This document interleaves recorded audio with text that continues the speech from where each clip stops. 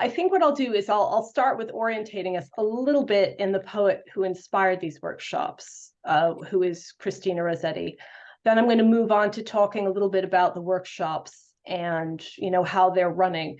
And then I'm going to close with what we're learning from these workshops in a kind of ongoing way, that's helping to shape them and hopefully provide them for more people. So I'm going to share my screen with you, she says confidently. Okay, so the person you're seeing now is Christina Rossetti herself. This is a lovely portrait of her done by her artist brother, Dante Gabriel Rossetti. So Christina Rossetti is born in London in 1830. She is, one of our greatest English poets, but she's also 3/4 Italian. Her father was an Italian refugee, so she was bilingual as well. She could write and speak in Italian as well as English. You may know some of her work. Her most famous poem got made into a very famous Christmas carol, In the Bleak Midwinter. So that's Christina Rossetti. And if you know In the Bleak Midwinter, that gives you a flavor of the spirit of Rossetti's poems, which is sort of somber and melancholy, but also loving and hopeful. She's very religious poet as well, very kind of full of Christian faith, and a pretty somber and melancholy and very dignified character herself. And I think that kind of comes across in this picture. But there's another side to Christina Rossetti, which you'll see in this picture, also by her brother, Dante Gabriel Rossetti, where he draws Christina Rossetti in a tantrum. And this is the side of Rossetti that we, the public, seldom, if ever, see. And I love this picture because it shows you kind of Christina Rossetti at home in her domestic environment. And interestingly, she's not sitting and sewing and doing lovely, gentle, womanly things. She's smashing up the place. She's got an axe. She's smashed a clock. She's burning things in the fireplace. What inspired this little caricature from her brother was she got a bad review in the Times, and he did a little satirical sketch of her reaction to this review. But what I like most about this picture is it gives us a sense of another Christina Rossetti, a Christina Rossetti who sometimes felt trapped by her domestic environment, who felt frustrated by some of her circumstances at home. One of the things that I always wondered about Christina Rossetti, because I've been studying her work for years and years, is why she suddenly stopped writing poems in middle age, and she started experimenting with other sorts of forms. And I sort of, it's been years thinking about this, and I couldn't really figure out why. And then I did a timeline, and I realized that during that period, she was actually doing full-time care for two of her aunts who were in their 80s, and also her mother, who was in her 80s. And it seems one of them, at least one of these aunts, had dementia. It's sometimes hard to reconstruct from these historical archives exactly what the medical problems are, but that's what it seems like.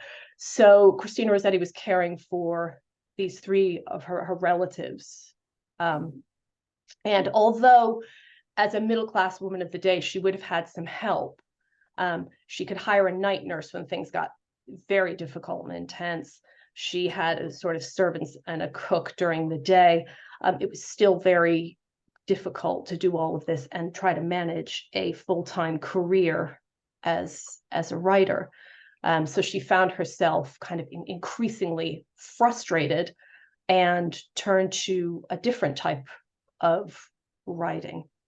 But I started thinking about her caring responsibilities, and I looked back a little further in her life, and I realized this wasn't her first go-round as a carer.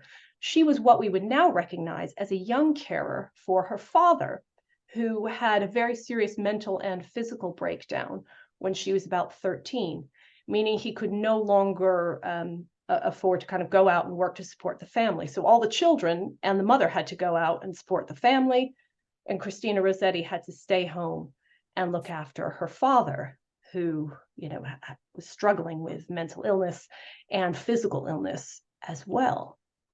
And interestingly, she writes this little poem about this time. And this is a poem about her giving her father a pen wiper, which is Victorian pens were really leaky. And so the nub would get all gummed up and you'd have to kind of shake it. And then, of course, the ink would fly everywhere. So one thing you could do was use your pen wiper. You wipe the ink away, and then the pen, can keep writing. So one of her jobs was to look after her father as he attempted to kind of keep writing. He was a poet and a scholar. And this little poem is about her giving him a pen wiper. And I'll just read it to you really quickly. I have compassion on the carpeting, and on your back I have compassion too. The splendid Brussels web is suffering in the dim luster of each glowing hue. A Brussels web is a kind of rug. And you, the everlasting altering of your position with strange aches must rue. Behold, I come the carpet to preserve and save your spine from a continual curve. What I love about this poem is it's kind of jokey. About, she has compassion. We think it's going to be for her father, but it's actually about the carpeting. So this is somebody who looks after someone at home and is thinking, not just about the person, but also all of the domestic work that goes around. Oh, don't let him get ink on the carpet, then I'll have to clean that up in addition to, okay, so compassion for the carpet. The carpet's also suffering. You'd expect the person to be suffering, but she's also worried about the carpet suffering. And this jokey language at the end, behold, I come, to save. So this is Christian language. This is something Christ might say, behold, I come to save. But she's actually talking about, again, the carpet. But what's lovely is this is very actually affectionate towards her father as well. You can kind of feel that gentleness and that affection for him too. Also, what's interesting to me is what she gets out of Lines Given with a Pen Wiper, which is the title. So the lines are the poem that she's written about giving the pen wiper. Is this little moment has actually inspired her creativity. So, she's getting something out of this too. And this small, intimate, lovely domestic moment, something that is not supposed to be material for poetry, really. But Christina Rossetti finds that it is. And here you can see a little picture of her father, Gabriele Rossetti, by his son, done in 1853. So I think she brings this experience, this early experience as a young carer, to her later experience as a carer in middle age, when she's looking after her two aunts and her mother.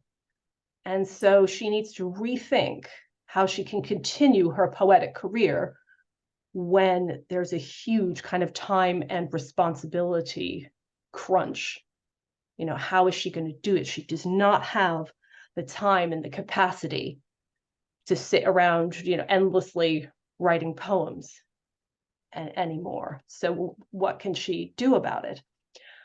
So she thinks about this a lot in the next work that she publishes, which is called Time Flies, a reading diary, which I find this fascinating. It's obsessed with time and how it goes and using time. You notice it's got this lovely cover illustration of an hourglass with wings and a butterfly. Time flies. You gotta love the Victorians. They're just really, really obvious, but in a kind of lovely way.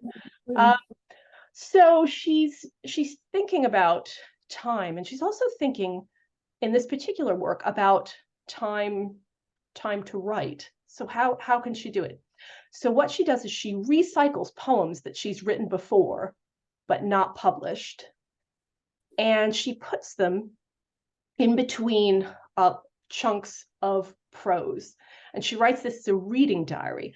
So every single day, starting from the 1st of January, she just has a small entry.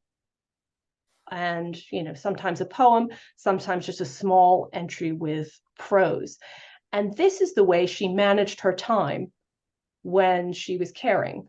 This is how she managed to write, just by setting herself small kind of daily goals. This is also targeted at other people who are pressed for time. So, when she publishes this, she's envisioning a reader who maybe only has a couple of minutes a day to read kind of one entry. So she's thinking very carefully about this sort of thing. And one thing that really fascinated me about Time Flies was a particular passage where she talks about occupations and interruptions. And Rossetti's idea is that we look upon interruptions to our time, to our creativity, to what we want to do, as kind of a bad thing, as something terrible. And then she says, what if we looked at interruptions as something providential? So the interruption is something, sent by God. And actually, the interruption is what we're supposed to be doing, not what we think we're supposed to be doing. So like that lovely poem that she writes for her father about the pen wiper, which is about interrupted writing activity, actually that generates something else, this kind of wonderful and unexpected from that interruption. So she writes in Time Flies, I think we often quite misconceive the genuine appointed occupation of the moment, perhaps even of our whole lives. We take for granted that we should enjoy a pleasure or complete a task or execute a work or serve someone we love, whilst what we are really then and there called to is to forego that pleasure or break off a task or leave a cherished work incomplete or serve someone we find it difficult to love. Interruptions seem well nigh to form the occupation of some lives, not an occupation one would choose, yet none the less profitable on that account. So I'm particularly drawn to this bit about, serving someone we find it difficult to love, in terms of thinking about caring, and, when actually it's a not easy thing to do. Sometimes it is difficult to love in those moments. What can we take from that? What can we take from occupations we wouldn't necessarily choose? How can they be profitable to us? So from these sorts of ideas, I started a poetry workshop for carers entitled Occupations and Interruptions, sort of built on this principle. So the idea was to support carers with time, a community, and resources to do creative work. I also wanted to develop and amplify the voices of carers whose contributions I think are too often unsung, and also to hopefully improve carer poets' well-being through creativity and community. Now, I didn't actually start with some of these aims. These aims are kind of looser. These aims actually came out of feedback from the workshops, from carers who'd taken it themselves. When I asked, what did this sort of provide for you? And the thing that surprised me most was they said a writing community, because I'd been thinking of this as sort of individual thing. So I thought, carers coming together to write their own sort of poems, but, in semi-isolation, but actually it was the community aspect of it that I think people appreciated most, and that helped people develop their own creativity with others in a group setting. So I co-led these poetry workshops with Sarah Hesketh, who is a wonderful poet and writer and editor, who wrote something called The Hard Word Box, which is a book of poems inspired by her time as an artist in residence in a dementia care home. She was an artist in residence for about 20 weeks. And this collection of poetry came out of that. She's also been an artist in residence with Age Concern and the Holocaust Memorial Day Trust. She focuses on socially engaged writing practices, so she's very well versed. I didn't mean to make a pun on verse. She's very well versed in helping people to write verses. So she and I co-lead these sessions. I sort of do. I talk about Christina Rossetti and her poetry and her caring experiences. We look at excerpts from Christina Rossetti when she's talking about writing, or when she's talking about time, or when she's talking about caring. And then what Sarah does is she shares more contemporary poems about all of these things. And everybody kind of reads them together and feeds back. And then she sets exercises, poetry exercises for everyone to respond to. So each workshop is an hour and a half online session per week over 4 weeks. And an hour and a half seems about right. They're all online. They were designed this way so that carers wouldn't have to provide somebody else to look after whoever they're caring for while they, travel to a big session, and people fed back that they did find it easier to attend these online sessions. They were also helpful because, for whatever reason, during a session, it kind of wasn't a big problem. They could just switch their camera off, switch their mic off, and switch it back on, when they were able to return. Their poems were ultimately published in an online anthology and also via audio for those who wish to publish their work and share it more widely. So it's quite a loose workshop, but also structured, and that we sort of move through the workshops in the same way. People don't have to attend every single one. They can attend as many or as few as they possibly can. We recorded sessions so people could catch up on what they missed, obviously with everyone's permission, of course. And then at the end of the workshops, all of the recordings are just completely deleted. So they're only for the use of workshop participants. So the feedback that we got was just really very positive. People have said things like, "I'd not thought of myself as a writer, but the encouragement to share has been freeing." We each wrote from our own experiences of caring. We felt connected by those experiences and our writing.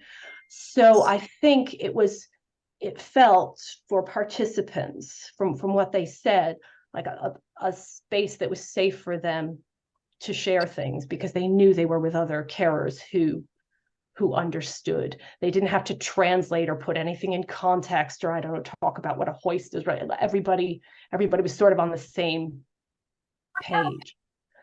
I also thought it was really interesting because quite a few people said things like, "I would never have thought of using poetry to help me reflect on my role in caring, but it's been a wonderful way of reflecting thoughts and feelings previously barely acknowledged."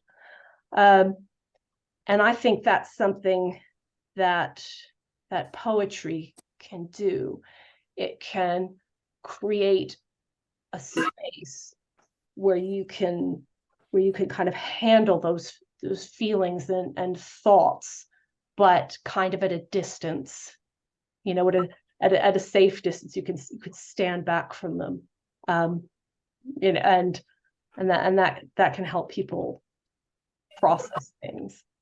The other thing I should also say that I was surprised by, to my eternal shame, the quality of the writing that was produced in these workshops is amazing, absolutely amazing.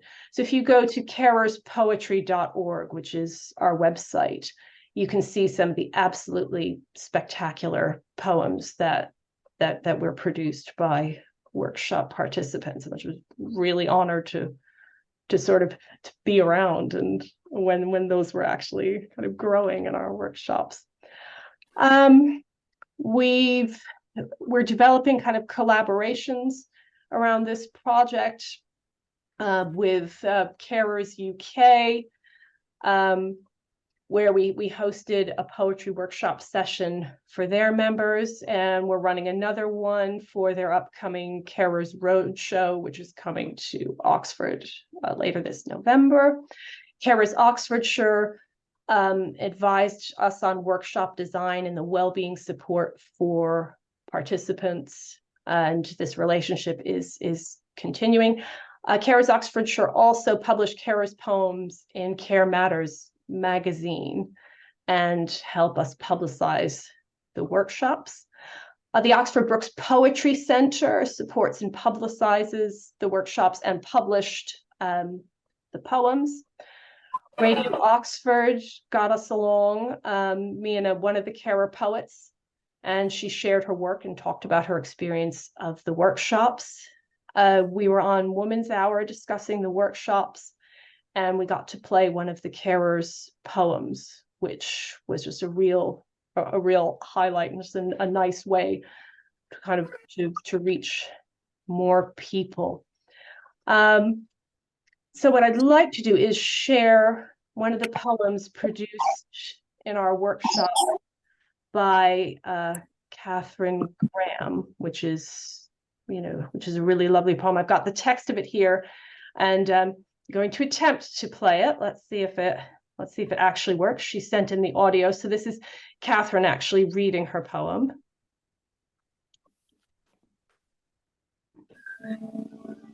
Pantomime. If I were brave, I'd peel them off. But she loves them.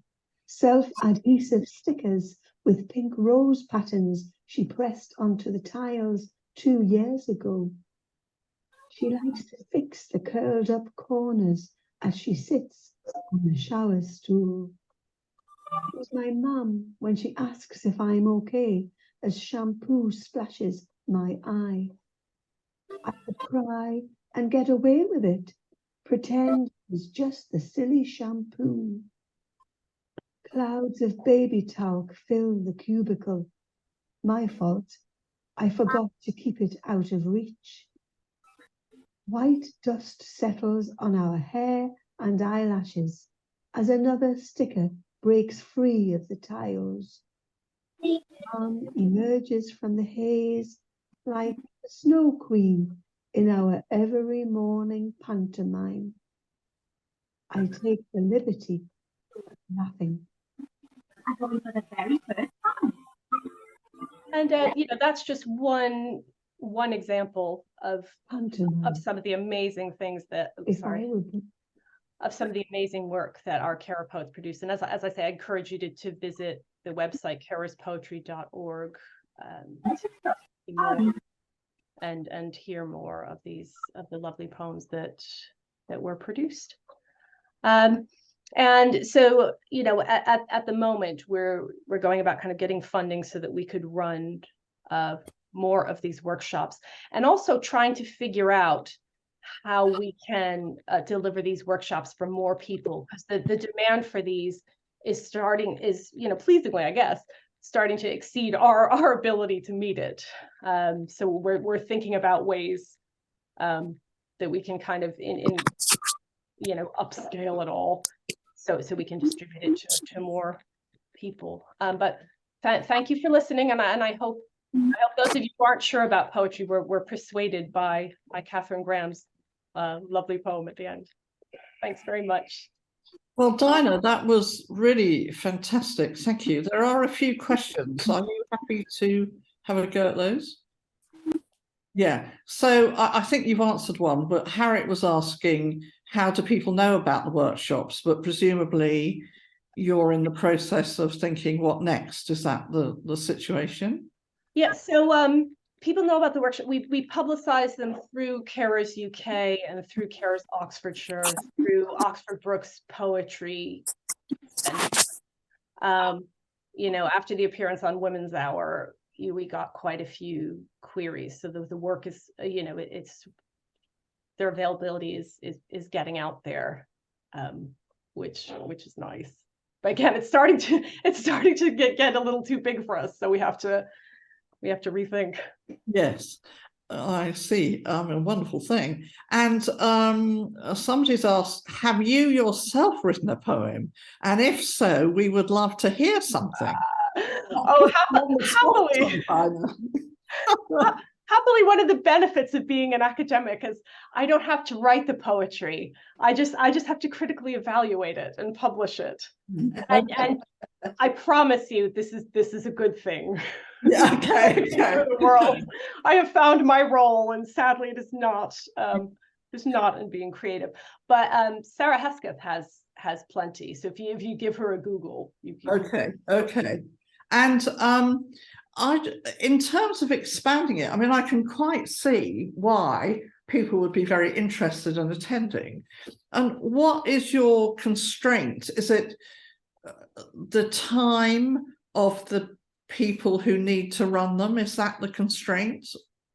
Yeah, primarily. I mean, ironically, since I'm basing the whole project around something called Time Flies, yeah, the time.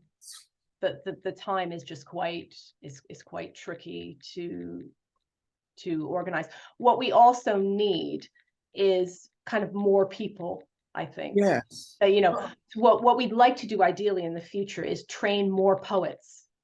Yes. To run these workshops, because Sarah Hesketh is, someone running Carers Workshop, as I'm sure everyone here can appreciate, really needs to be sensitive and experienced, and ideally have been a carer themselves. Sure. Or be a carer. So, we can't just have any random poet doing this. We want to be quite careful. And I remember when we first met, I was saying that, and this might ring bells with people who are attending the conference, that when I was caring for my mother, who died about 13 years ago at the age of 92, in her era, people at secondary school were given screeds of poetry to memorize by heart. I don't know whether that's the case now.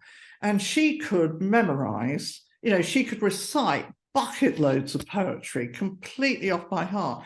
And it was a great help to me that she could do that. It's very poems I'd never heard of, by the way. Not that I know much about poetry, but so it's poetry, I suppose, depending on your era or your taste or all those sorts of things, can be a sort of unlocking mechanism for the person with dementia as well. Yes, I think that's probably true. And it's funny you should say that, because I did a talk kind of fairly recently on this for somebody for a social sciences department, and somebody raised that. So apparently there is some research into that area of people with dementia being able to have access to those early experiences of poetry. So yeah, I think that's a fact. Yeah, I mean it links probably back, now I think about it, to the person we had at the beginning of the conference, Andy Lowndes, talking about Playlists for Life and accessing people's memory of, in that case, songs from their youth that completely seem to unlock all sorts of fantastic things. And I guess that's a similar sort of a thing, really. Can I just invite you to say a few words about your books about Christina Rossetti? I know they're not available yet, but I remember you talking to me about them. Oh yeah. So yeah, books about Christina Rossetti. I wrote. I have a monograph about called Christina Rossetti's Faithful Imagination, which is all about the way she used faith in her poetry, not to kind of shut down the imagination as has often been thought, but actually to open it up. And the way in which some critics can dismiss religious women and women of faith as people who don't have a great intellectual understanding of the material they're dealing with. And so it was a kind of response to that. I mean, something people here might be interested in. I wrote an article for the Times Literary Supplement in June or July 2022 about Christina Rossetti and CARE and the workshops. So that's posted on carerspoetry.org if you wanted to take a look at that. Well, has anybody else got any questions? Would you like to post them up now if you have? Somebody said not only the poem, but the rhyme and the rhythm of the words, the meter, I guess, it can be very important as people are reciting that. Well, look, it's been, I hope, it's been, for me, and I'm sure for everybody, it's been very, very fascinating. And for those people who didn't quite, maybe poetry isn't their thing, maybe it has opened up a new bit of insight for them. And for those people, and there are a lot of them here today, working with people with dementia in their families, it's just an idea that you might like to try with people at home that you're visiting. Not for everybody necessarily, but it might work beautifully.